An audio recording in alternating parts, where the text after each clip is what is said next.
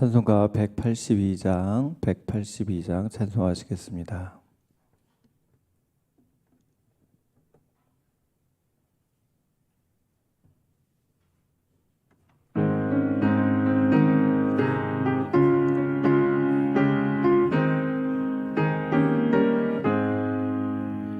강물같이 흐르는 기쁨 성령 강림함이라. 정결한 마음 영원하도록 주의 거처 되겠네. 주님 주시는 참된 평화가 내 맘속에 넘치네. 주의 말씀에 거센 풍랑도 잠잠하게 되도다. 나의 생명 소생케 됨은 성령이 마심이라. 모든 의심 슬픔 사라져 주의 평강 넘치네. 주님 주시는 참된 평화가 내 맘속에 넘치네. 주의 말씀에 거센 풍랑도 잠잠하게 되도다. 하늘에서 한비 내리고 햇빛 찬란함같이 우리 맘에 성령이 많이 주님 보내심이라. 주님 주시는 참된 평화가 내 맘속에 넘치네. 주의 말씀에 거센 풍랑도 잠잠하게 되도다. 생명신에 넘쳐 흘러서 마른 광야 적시니 의의 열매 무르익어서 주스를 기다리네. 주님 주시는 참된 평화가 내 맘속에 넘치네. 주의 말씀에 거센 풍랑도 잠잠하게 되도다. 놀라우신 주의 은혜로 그의 얼굴 뵙겠네. 의로운 안식처에서 영원토록 쉬겠네. 주님 주시는 참된 평화가 내 맘속에 넘치네. 주의 말씀에 거센 풍랑도 잠잠하게 되도다. 시간 나라와 민족을 위해서 기도하겠습니다. 우리나라를 사랑하신 하나님, 생각할수록 문제가 많은 나라이지만 이렇게 있는 것은 하나님의 은혜임을 고백하면서 우리의 문제를 올려드립시다. 낮은 출산율, 높은 실업률, 청소년들의 암담한 그 미래, 가파른 원자재값 상승으로 한 여러 가지 삶의 어려움, 또 노인 복지 문제, 세대 간의 갈등, 북한의 핵 위협, 정치권의 혼란스러움 등 이 모든 것에 하나님의 평안과 또 다스리심, 주님의 자비를 베풀어 주옵소서. 기도하시겠습니다. 또한 우리 나라를 위해서 기도하는 믿음의 사람들을 더 많이 일으켜 주시고 우리가 이를 위해 기도로 동참하여 결론들 팀에서 하나님의 마음을 시원케 해드리는 역할을 감당하게 하시고 우리나라가 주님을 경외하며 하나님의 뜻을 열방에 알리는 민족이 될 수 있도록 함께 중보하며 기도하겠습니다. 사랑의 은혜가 많으신 아버지 하나님, 우리나라를 사랑하셔서 지켜주시고 인도하시는 하나님의 크신 놀라운 은혜를 우리가 늘 기억합니다. 아버지 하나님, 여러 가지 하나님의 마음을 안타깝게 하는 일들이 많이 있는 이 삶 가운데 주여 이 나라를 긍휼히 여겨주시기를 소망합니다. 주여 자비를 베풀어 주옵소서. 아버지 하나님, 여러 가지 산적한 문제들이 한두 개가 아닙니다. 하나님께서 도와주시고 하나님께서 그 길을 인도하여 주옵소서. 하나님, 여러 가지 안타까운 그러한 문제를 풀어낼 힘이 우리에게 없음을 고백합니다. 주님 도와주옵소서. 아버지 하나님, 여러 가지 하나님 갈등과 또 반목과 또 경제적인 그 불안정한 상황 속에서 하나님 힘들어하고 지쳐하고 어려워하는 이들이 너무나도 많은 이 현실 가운데 모든 문제 가운데 주님께서 주장하여 주시사 하나님의 도우심으로 하나님의 모든 일들이 잘 풀려 나갈 수 있게 하시고 하나님을 경외하는 민족, 하나님을 사랑하는 민족 될 수 있게 하여 주옵소서. 더욱더 이 모든 아픔과 또 우리가 기도해야 될 제목을 가지고 기도하는 기도의 용사들이 일어나게 하여 주옵시고 하나님 간구할 때 하나님의 놀라우신 은혜가 이 땅 가운데에도 흘러가는 귀한 삶이 될 수 있도록 역사하여 주옵소서. 모든 것 가운데 아름답게 이루시는 주님을 찬양하오며 예수님의 이름으로 간절히 기도드립니다. 아멘.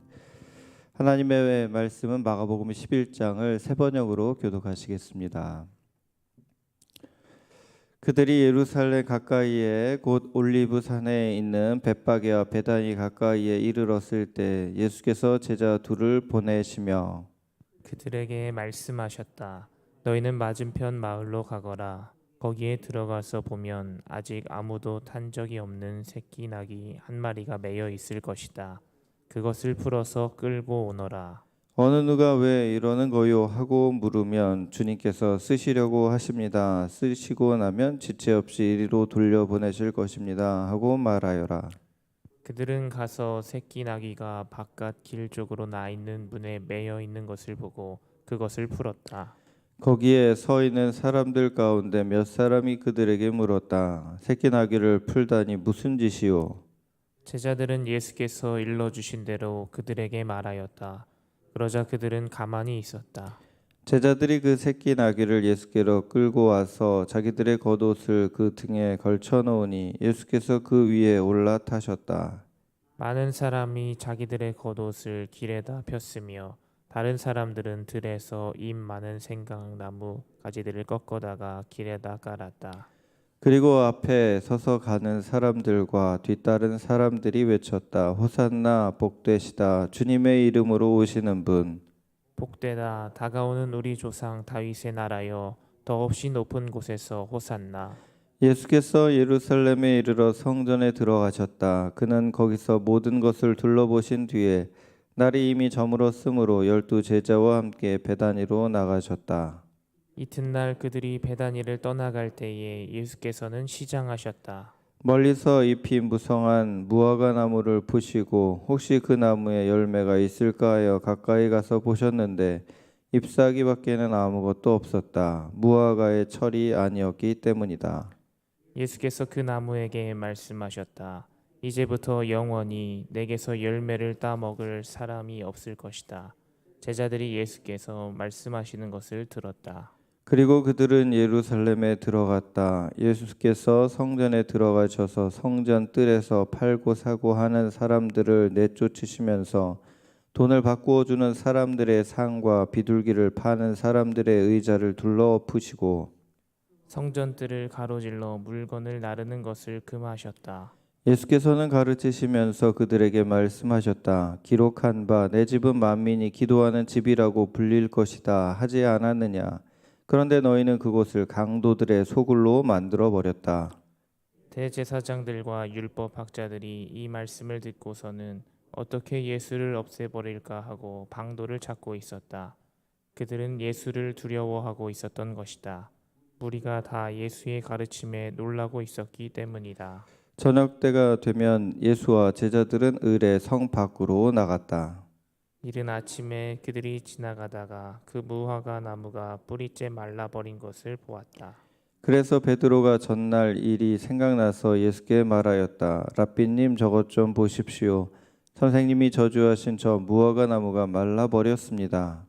예수께서는 그들에게 말씀하셨다. 하나님을 믿어라. 내가 진정으로 너에게 말한다. 누구든지 이 산더러 번쩍 들려서 바다에 빠져라 하고 말하고 마음에 의심하지 않고 말한 대로 될 것을 믿으면 그대로 이루어질 것이다. 그러므로 나는 너희에게 말한다. 너희가 기도하면서 구하는 것은 무엇이든지 이미 그것을 받은 줄로 믿어라. 그리하면 너희에게 그대로 이루어질 것이다. 너희가 서서 기도할 때 어떤 사람과 서로 등진 일이 있으면 용서하여라. 그래야 하늘에 계신 너희 아버지께서도 너희의 잘못을 용서해 주실 것이다. 그들은 다시 예루살렘에 들어갔다. 예수께서 성전 뜰에서 거닐고 계실 때에 대제사장들과 율법학자들과 장로들이 예수께로 와서 물었다. 당신은 무슨 권한으로 이런 일을 합니까? 누가 당신에게 이런 일을 할 수 있는 권한을 주었습니까? 예수께서 그들에게 말씀하셨다. 나도 너희에게 한 가지를 물어보겠으니 나에게 대답해 보아라. 그러면 내가 무슨 권한으로 이런 일을 하는지를 너희에게 말하겠다. 요한의 세례가 하늘에서 온 것이냐 사람에게서 온 것이냐 내게 대답해 보아라. 그들은 자기들끼리 의논하며 말하였다. 하늘에서 왔다고 말하면 어찌하여 그를 믿지 않았느냐고 할 것이다. 그렇다고 해서 사람에게서 왔다고 대답할 수도 없지 않은가? 그들은 무리를 무서워하고 있었다. 무리가 모두 요한을 참 예언자로 알고 있었기 때문이었다. 그래서 그들이 예수께 대답하였다. 모르겠습니다. 예수께서 그들에게 말씀하셨다. 나도 내가 무슨 권한으로 이런 일을 하는지를 너희에게 말하지 않겠다. 아멘. 주님의 평안 가운데 오늘도 얼굴에 밝은 미소가 가득하고 하나님을 사랑하는 고백이 입술에 계속 풍성이 넘치는 복된 하루 되시기를 축복합니다. 드디어 예수님께서 십자가를 지시기 앞둔 일주일, 그 고난 주간이 소위 고난 주간이 시작되었습니다. 6월절을 앞두고 사람들은 전국 각지에서 예루살렘으로 모여듭니다. 그럴 때 예수님도 예루살렘에 가셨는데 예수님이 가신 것은 죽기 위해서 가시는 거죠. 그리고 그 일주일을 하나님의 뜻을 이루는데 집중하셨습니다. 창세기, 민수기, 신명기, 스가랴 등 성경의 예언을 남들이 알아주든 알아주지 않든 오늘 말씀을 보면 하나하나 성취해 가시는 것을 보게 됩니다. 첫째 날 있었던 일은 우리가 흔히 이렇게 종료주일이라고 부르는 그런 날입니다. 예루살렘을 입성하실 때 새끼 나귀를 타고 입성하셨는데 그때 사람들이 겉옷을 땅에 깔고 또 나뭇가지를 꺾어서 놓고 호산나 하고 외쳤던 그런 일들이 바로 이 첫째 날에 있었던 일입니다. 그리고 이제 첫째 날에 이제 예루살렘 성에 들어가신 다음에 그다음에 성을 다 성전을 둘러보시고 다시 나오셔서 베다니로 가십니다. 이렇게 이제 첫째 날, 둘째 날, 셋째 날을 이렇게 베다니에서 지내시고 목요일 같은 경우는 이제 숙소를 알아본 다음에 이제 최후의 만찬을 빌린 그 집에서 하시고 나서 이제 그 감람산에 가셔서 겟세마네에서 기도하신 다음에 잡히시면서 뭐 그런 일정이 쭉 진행이 되는 거거든요. 그런데 일단 첫째 날을 시작할 때 중요한 보이지 않는 사람이 있었습니다. 누구냐면 새끼 나귀의 주인입니다. 아마도 예수님은 언젠가는 그 새끼 나귀의 주인에게 이렇게 말씀을 하셨든지 뭐 언지를 하셨든지 뭐 그런 것들이 있었던 것 같습니다. 내가 언제 이것을 빌리겠다 이런 얘기를 하셨겠죠. 그 사람은 예수님의 말씀을 기억했고요. 드디어 그날이 왔습니다. 갑자기 장년 2명이 오더니 제자 둘이죠. 오더니 나귀를 풀어가는 거예요. 그러니까 물어봅니다. 왜 그러시오? 그러니까 주님께서 쓰시겠다 합니다. 그러니까 말없이 그냥 내주지요. 예수님의 죽으심을 준비하는 이런 과정 가운데는 이 새끼 나귀의 주인으로부터 시작해서 마지막 만찬을 제공한 이름 모를 집 주인도 있었고요. 그리고 예수님의 머리에 향유를 부은 한 여인이 있었고, 예수님의 무덤을 제공한 아리마대 사람 요셉이 있었습니다. 제자들은 이 시기까지도 누가 크냐 서로 다투면서 이게 자기가 한 자리를 차지해야 된다라는 그러한 것에 눈이 멀었을 때, 예수님이 쓰시겠다고 할 때 제각 내어드리는 그런 무명의 제자들로 인해서 예수님의 죽으심이 하나하나 차질 없이 준비되어 갔다는 것을 우리는 보게 됩니다. 우리가 뭔가 이렇게 친한 사이는 이게 마음이 통한다라고 하죠. 친한다고 했을 때는 뭐 빌려줘 그러면 빌려줄 수 있을 때 흔쾌히 빌려줍니다. 뭐 빌려줄 수 없는 거를 어떻게 빌려줍니까? 근데 있으면 부담 없이 얘기할 수 있어요. 너 볼펜 있어? 좀 빌려줘. 그러면은 뭐 그거 빌려준 게 뭐 어렵습니까? 그러니까 친할수록 뭘 더 빌려줄까라고 물어보죠. 뭐 아쉬운 거 없어? 라고 물어봅니다. 이게 친할수록 그런 거 주고 싶어하고 빌려주고 싶어하고 이런 마음들이 있죠. 이게 마음이 통하는 거거든요. 우리 주님이 대단한 걸 요구하신 것도 아니에요. 새끼 나귀 좀 빌려다오. 잠시 하루 머무를 수 있는 그 방 좀 빌려다오. 이거 뭐 갖고 가시겠다는 것도 아니에요. 잠시 빌려 드리는 거죠. 아리마대 사람이 새 무덤을 본인이 내어 드렸는데, 그렇다고 해서 그걸 내어 드리고서 아리마대 사람 요셉이 부자라고 나오지 않습니까? 그것 때문에 그의 뭐 경제가 휘청거리지 않아요. 그거 가지고 뭐 힘들지도 않습니다. 할 수 있는 부분에서 주님께서 말씀하시는 거죠. 그런데 이러한 것은 바로 무엇입니까? 우리 주님께서 그렇게 우리에게 뭔가를 얘기하실 때는 그것은 우리에게 기회가 되는 겁니다. 분명히 하나님의 어떤 일에 필요한 순간, 우리가 정기적으로 하나님 앞에 이제 드려야 되는 것들이 있잖아요. 뭐 11조라든지 뭐 우리의 삶 가운데 늘 일상적으로 하나님 앞에 이제 올려드리는 것 외에 갑자기 하나님께서 말씀하시는 부분들 있을 수 있어요.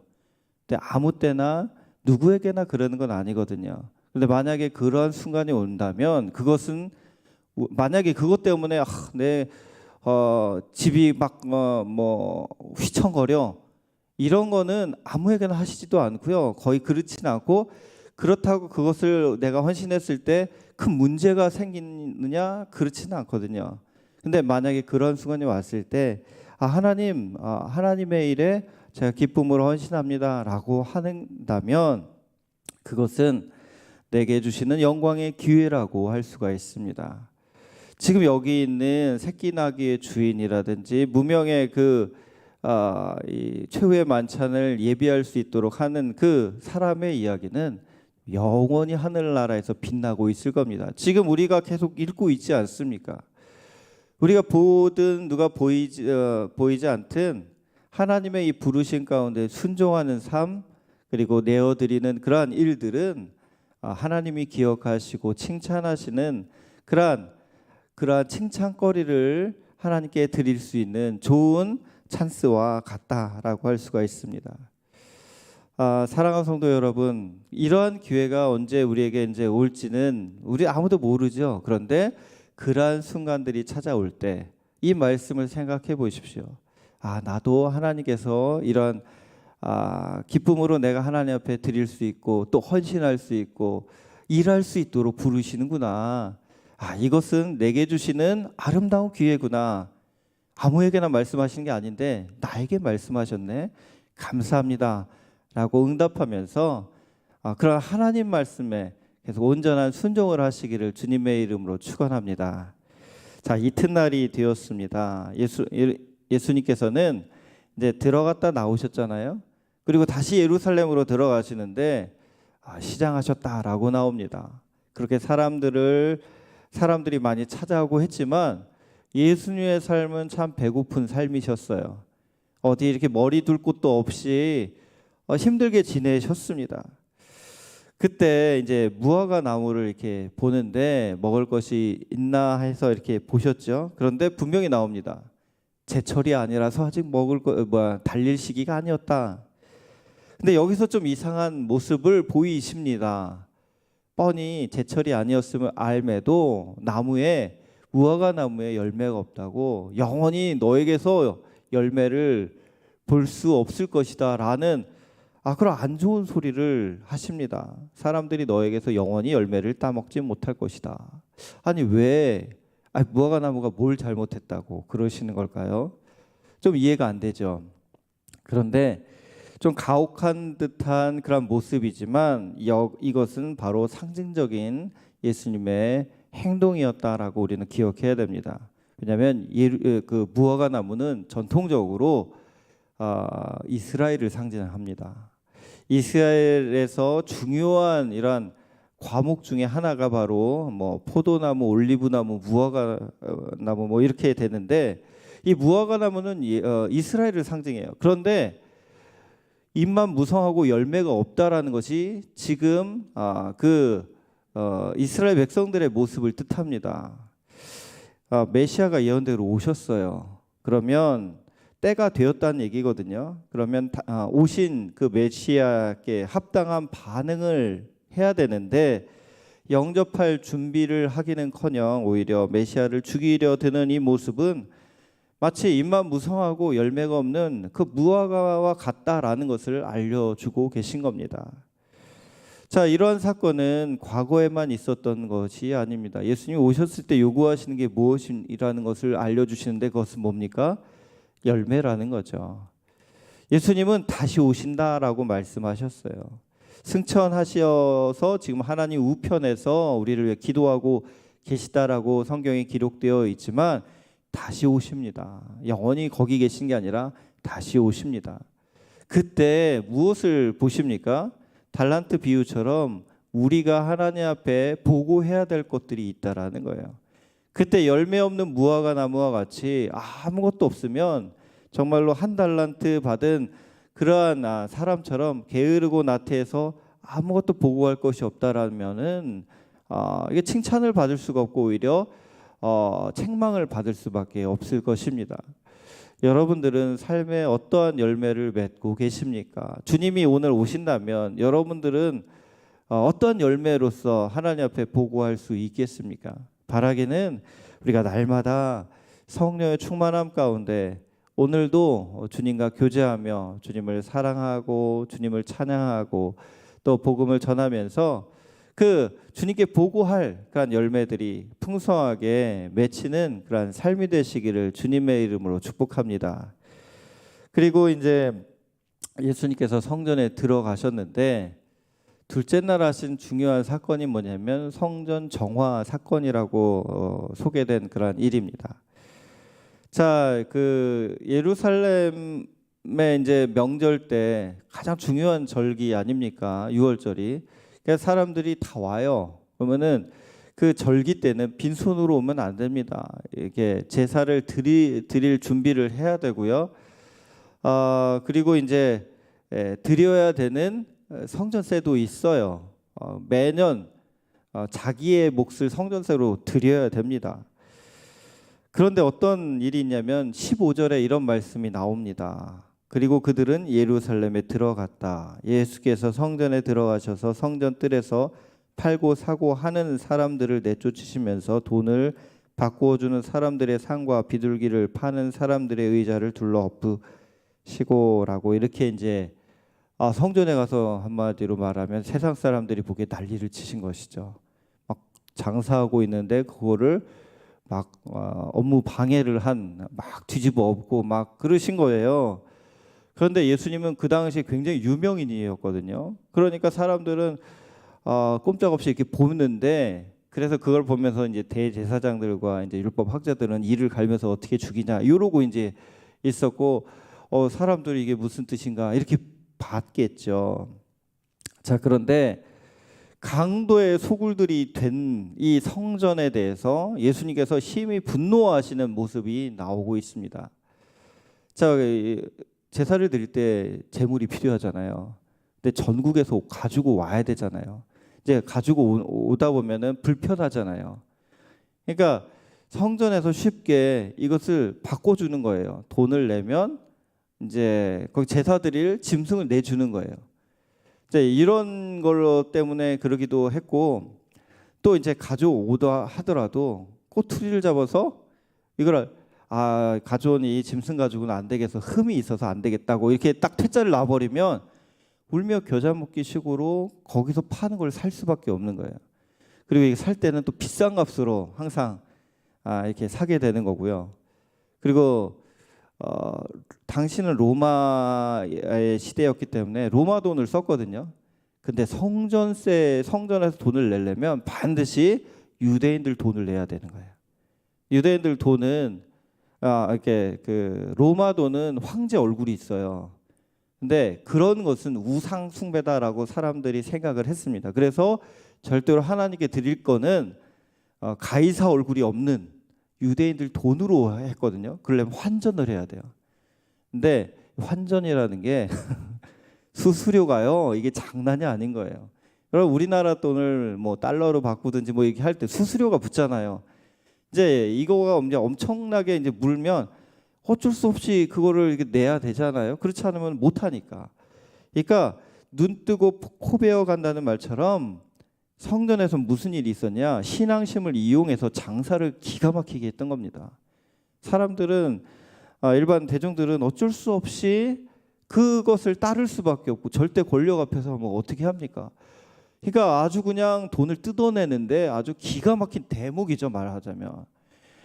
그 구원받음을 감사하면서 하나님께 예배드리고 하나님을 찬양하고 함께 모인 백성들이 그 구원의 감격을 누리는 그 축제의 시간이 아니라 백성들의 그 피땀 흘린 그것을 뜯어내면서 이익을 착복하려는 그런 대제사장들과 율법학자들, 장사하는 사람들이 이게 합작으로 해가지고 일어나는 일이 성전에서 있었다는 겁니다. 그래서 이걸 보신 하나님의 마음 얼마나 속상하셨을까. 내가 이걸 위해서 유월절을 하라고 한 게 아닌데, 아니 이거는 완전히 엉뚱하게 지금 일이 벌어지고 있는 것입니다. 성전은 뭐 하는 곳입니까? 성전은 우리가 하나님을 만나고 하나님과 교제하고 하나님께 영광 돌리는 곳이 되어야 합니다. 그래서 성전은, 내 집은 만민이 기도하는 집이다. 누구든지 와서 하나님을 만날 수 있는 곳이 성전이다. 성전에 와서 우리가 무엇을 해야 됩니까? 가장 중요한 것을 잊으면 안 돼요. 하나님과의 만남입니다. 뭐 우리가 그 어디서든 예배할 수 있고 어디서든 기도할 수 있죠. 그러나 성전이라는 것, 교회라는 것은 굉장히 이 위치적이고 이 공간적인 굉장히 의미가 또 담겨 있습니다. 함께 모일 수 있는, 성도들이 마음을 다해 모여서 함께 기도할 수 있는 것. 만약에 집에서들 다들 이렇게 기도해요.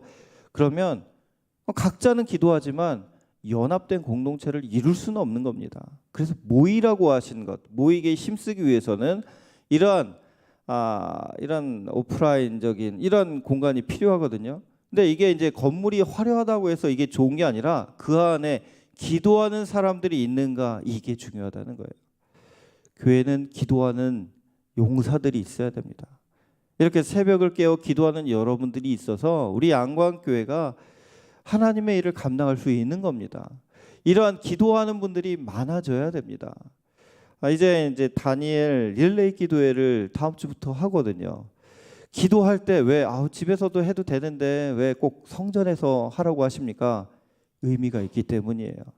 어떤 분들은, 저도 학교 시절 때는요, 교회 그냥 하루에 퇴근이 아니죠.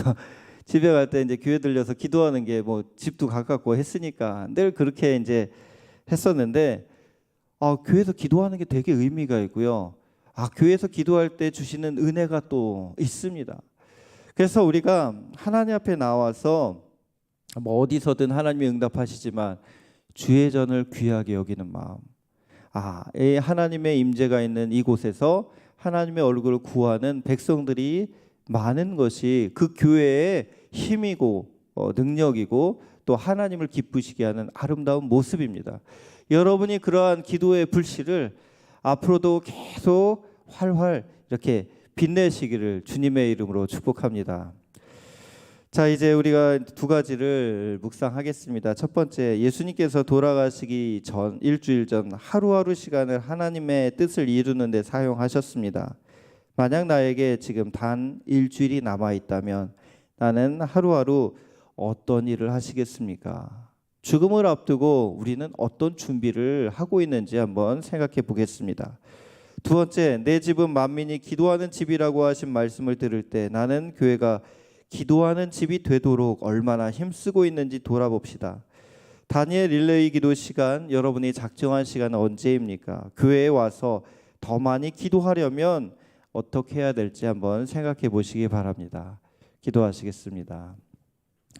사랑과 은혜가 많으신 아버지, 주님께서 십자가에 달리기 전 그 하루하루는 매우 소중했고 의미가 있는 시간이었습니다. 하나님, 이 모든 것들 가운데 하나님 주님께서는 다 하나님의 뜻에 집중하셨고 누가 알아주든 알아주지 않든 한 걸음 한 걸음 믿음의 길 순종의 삶을 살아가셨습니다. 아버지 하나님, 우리가 주님의 그 모습을 보면서 나의 삶이 어떠한지 돌아봅니다. 주님이 오셨을 때 얼마나 내 삶의 열매, 보고할 열매들이 있는지, 또한 하나님 앞에서 얼마나 충성하며 기도하며 또 하나님을 사랑하는 삶이 있는지 생각하게 됩니다. 주여, 후회하는 인생이 아니라, 부끄러움이 있는 인생이 아니라 정말로 하나님 앞에 남김없이 내어드리고 헌신한 귀한 믿음의 백성들처럼 우리도 끝까지 우리에게 주신 생명과 삶에 있는 귀한 것들 가지고 하나님 나라를 위하여 사용하며 주님 앞에 더욱더 온전히 헌신함으로 하나님이 영원히 기억하시는 그러한 칭찬받는 인생이 될 수 있도록 인도하여 주옵소서. 하나님, 귀한 예물을 올려드리며 소원을 품고 기도하는 심령들 가운데 그 마음을 하나님께서 격려하시고 위로하시고 힘주시고 소원의 항구로 인도하시는 하나님의 손길을 경험할 수 있도록 붙들어 주옵소서. 예수님의 이름으로 기도드립니다. 아멘.